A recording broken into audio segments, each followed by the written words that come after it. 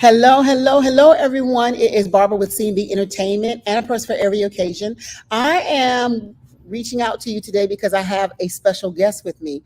As you can see at the very bottom, it says an interview with Lisa B., the author. And right beside me here is Miss Lisa Barnes. Miss Lisa Barnes, yes, she is an author and she does a variety of other things as well. We'll let her share a little bit about those things, but I'm asking you to take a minute to like and share this page, this video.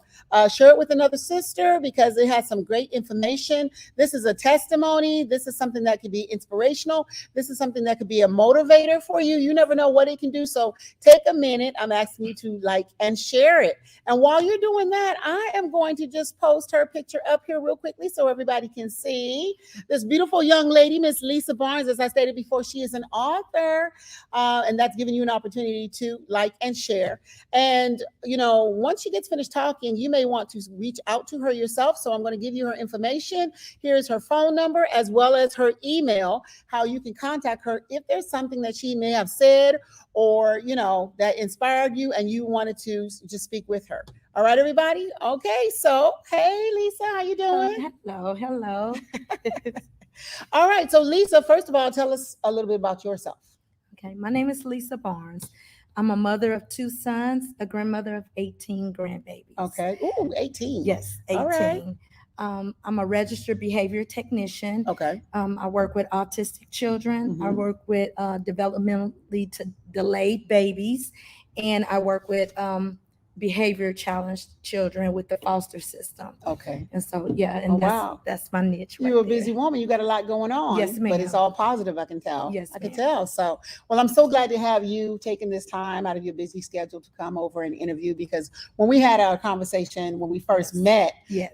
we had a good talk, didn't we? Yes, we had we a great did. talk, Yes, and we I was did. truly inspired just by your story, Thank and you. I wanted to share it with others. Thank you. Thank you And for you having need me. to share it with others. Yes, You ma'am. need to. So, real quickly, everyone, I'm going to share this book right here. It's called What Now? And How to Survive a Loss Due to Suicide. Everyone, take a look at this book. When we get finished with this interview, she will let you know what is taking place with this book. If you want to, purchase the book yourself or how you can meet her in person, we will pass that along. So let's go ahead on and bring that over here to the side for a minute. There we go. What now? What now? Yes. So I actually have the book right here. She gave me one, y'all, and she has put her autograph inside here as well. And Yes. I look forward to it. And I have to be honest with you, I have not read the book yet, but I will be reading the book. I opened it up to the first few pages, and I'm actually going to read to you just a little bit of the introduction.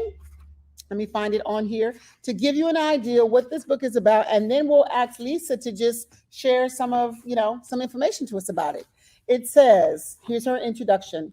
I'll never forget January 8th, 2012. It was a Sunday morning. I did not go to church this Sunday because I was sick with a bad chest cold, cough, and no voice. Around 10:30 a.m., I was lying on the sofa in the living room when I heard a knock at the door. It was the police. My middle son came from the back room when he heard someone at the door. I asked again, who was at the door? It was indeed the police. So this is already intriguing to let you know, well, what's going on and what happened. And obviously you can read the little bit of the front part of this book to give you more detail of, what is to come, unfortunately. So Miss Lisa, here, let me take the book and bring it down a little bit so we can get more of you, darling. There we go. So tell us a little bit about how this book came into play. Okay. It's the book is my grief journey after losing my youngest son, Okay. Deron Bell. We call him Trey, Mhm. to suicide. Okay. January 8th, 2012. I decided to write the book because of my experiences being a woman of color. Mhm. It wasn't a lot of resources available to me. Dealing with grieving? Yes, Okay. or dealing with suicide, period. Okay. Yeah, and so Mhm. that's why I wrote the book, my account and my journey. Mhm. So if it happens to someone else, they will have access Mhm. and know someone that looks like them, Yeah. that can help them through some of the unique things. Yeah. Because suicide is one of those topics that has a stigma attached Mhm. to it in the Black and brown communities, Mhm. unfortunately. Yes. So, and then that also piggybacks off of mental health. Mhm. You know, it happens, but we don't Yes, talk about but it no one enough. talks about it. Yes. Yeah. Until you find out in the news that Yes. someone you knew or a Yes. celebrity or someone has, committed suicide, then it comes back up for a little while and then it briefly goes back down. But Exactly. you're right, it does deal with that mental health. And there's a Yes. lot of times that people don't always open up with the mental health. Right. Back in the day, they didn't really express themselves and talk Exactly. about how they're feeling, or this is happening to me or that's happening to me. That's Now true. people are becoming a little bit more verbal, more open, Yes. and they even have those support groups too as well. Yes. And I think this is awesome because, as you stated before, it's relatable. Yes. Someone who may be of color, can read a story and find out, oh, I'm not the only one in the whole world that's dealing with Right. this situation or that has dealt with this situation. It's Exactly. relatable as well. But I'm quite sure anyone of any race or color can read this book and get Yes. something out of it, Yes. as Yes, well. because suicide is not a race issue. That's right. However, Mhm. now we have a voice Yes. that we can relate to Mhm. and get the help. And by telling my story, Mhm. someone can find, if they find themselves asking the question, what now? Yes, ma'am. I'll give some Mhm. roadmap, to Mhm. help them find the resources in their area Mhm. that can help them deal with grief and not be consumed by their grief. Mhm. So tell us a little bit about that day when I read your introduction here, talking about the day when you were just laying on the sofa because you wasn't feeling well yourself, Yes. just laying on the sofa relaxing, and then you got that, that knock on the door. Tell us Yes. a little bit more about that day. Well, then, we answered the door, and then the detective, it was a detective on my porch, and he Mhm. started asking a lot of questions like, did you hear anything? Who Mhm. lives here? Mhm. Who's here now? Different things like that. Mhm. And as he asking these questions, I'm steady seeing police come from my backyard. It was steady coming. And I Mhm. lived on a one-way street Okay. at the time. And while he was interviewing me, Mhm. and I'm steady seeing police, then I'm seeing the ambulance go up the street, Mhm. but it was no sirens or anything. Mhm. They were taking their time. So me knowing, Mhm. I'm like, well, they're not rushing to Mhm. save anybody. Yeah. So then my questions was, did something happen? Did somebody get hurt Mhm. in my backyard? Mhm. What's going on? So you're thinking someone else Yes. could have been hurt, and they're asking you about Mhm. it. And then Okay. I wanted it to be someone else. So I started asking the questions that I hoped Mhm. the answers were yes. Yes. Like, was it a woman? Mhm. Was it an older person? Okay. Mm-hmm. Things like that. And Did you when have like a little unction somewhere I that was started fearful rising up? because he wasn't home Okay. at that time. And he Mhm. even asked, who lives here? My exact words were, my two sons. My Mhm. son is here now, but my youngest son is not here right Okay. now. Yeah. Okay. Okay. Yeah. And And that wasn't strange. He'll go Mhm. out and come back when he come back, so that wasn't a strange occurrence. Mhm. It was just one of those things. Yeah. But when he wasn't answering the questions I wanted him to answer Yeah. to be yes, then the anxiety and Mhm. everything kicked in. And so then eventually he went on to let me know that he Mhm. believed it was self-inflicted Mhm. and it was, probably my Mhm. son, but he Mhm. wouldn't let me go back there to see for myself. So Mhm. So what was the first thoughts that came in your mind when they told you it was your son? I was numb. I was Mhm. just numb because Mhm. it's like I didn't know what to feel or how to feel Mhm. or where this was gonna go. Mhm. So it didn't feel like a disbelief or a like, no, not my I child. just It couldn't I be was my just child. well because I've dealt with tragedy before. Mhm. With losing two brothers tragically Okay. at an early age. Mhm. It was not kind of off kilter to Mhm. even think something's tragically happened. Mhm.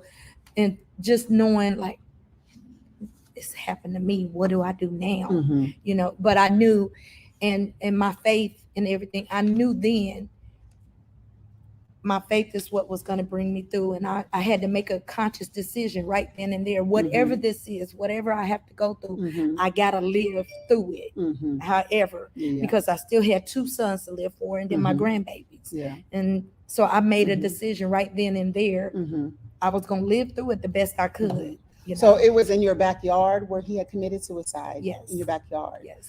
So how did they find out about it? The police, Well, I later found out that my neighbor Mhm. was coming out of his back door to go to church. Okay. And so his back door faced my back door, and there Mhm. was an alley in between. Okay. And he saw him and called 911. I didn't know Oh, that my at the goodness. time, Okay. but he is the one that made the Mhm. 911 call because Mhm. he was real close with my son. Mhm. Yeah. Yeah. Yeah. And Yeah. so I'm glad. And I can it see why happened they like that. do not want you. They didn't want you Yes. back there, you know, Yes. because you, yeah, That's that's a whole lot. nother set of emotions. I can only Exactly. imagine, you know. Exactly.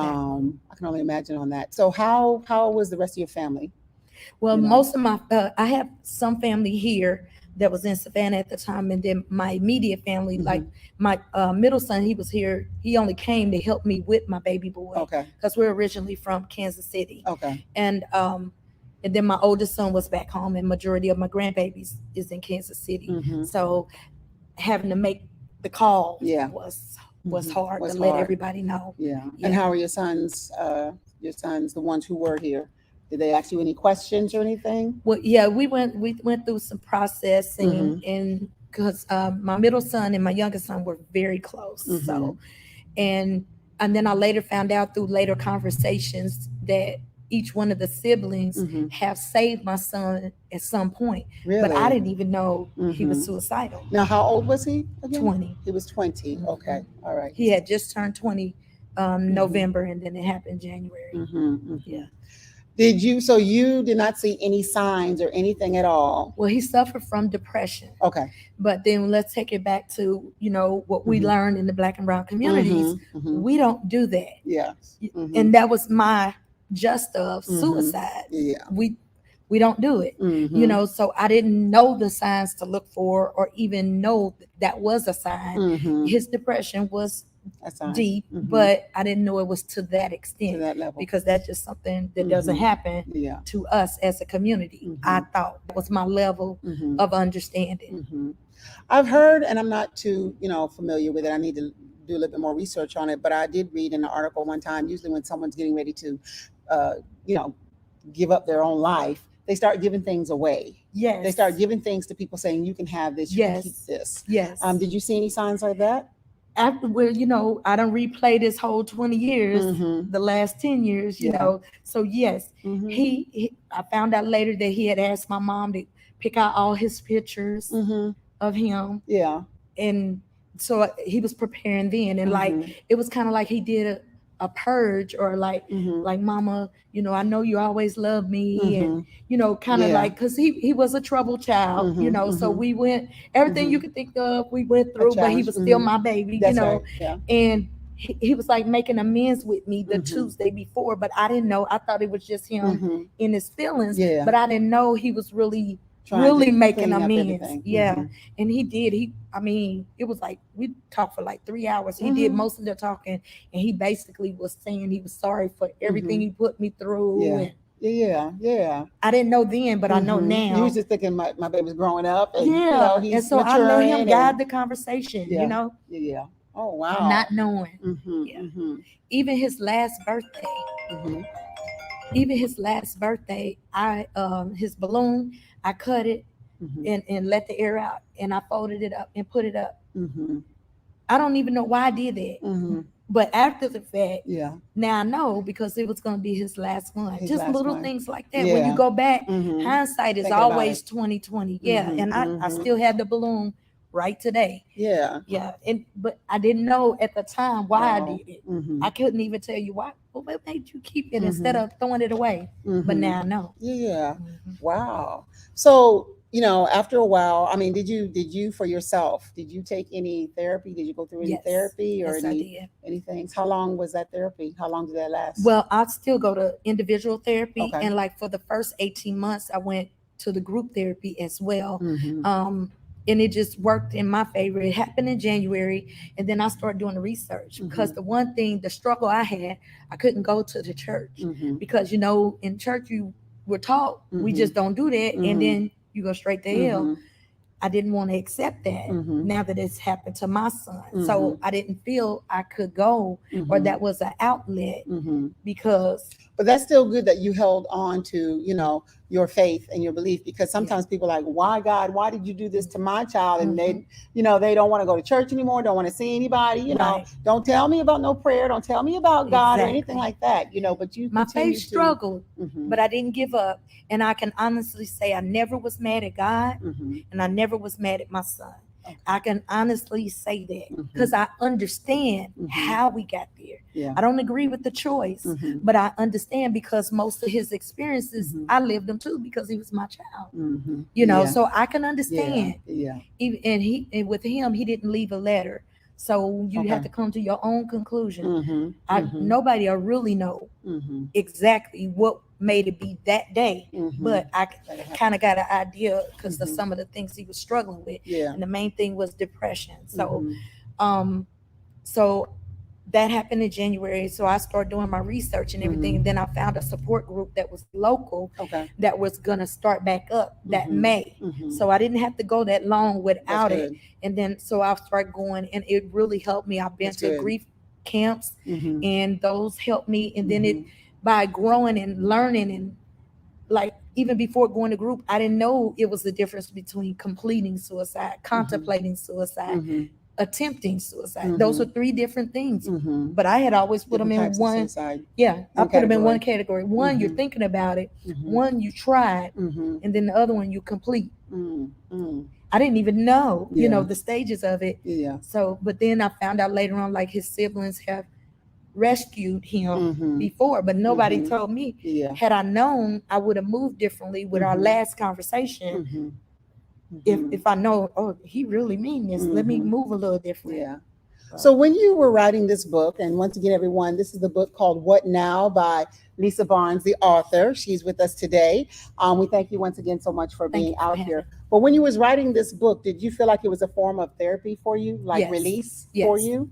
Yes, because when Mhm. it first happened to me, I knew that grief was too heavy to contain. Mhm. And so I talk about in the book about the snowsuit effect, Mhm. where I felt like I was wearing a snowsuit in 100-degree weather because I felt Mhm. like I was wearing my grief, basically. Mhm. Mhm. Everybody knew what happened to me, or Yeah. looking at me, that's the lady whose son committed suicide. Mhm. That's the process Yeah. I was thinking. So to deal with it, I will share it before I let you talk about it. Let me give you the Yeah. information. Yeah. That's what I was thinking. Let me Yeah. get ahead of it. Mhm. But I found that wasn't a real healthy choice.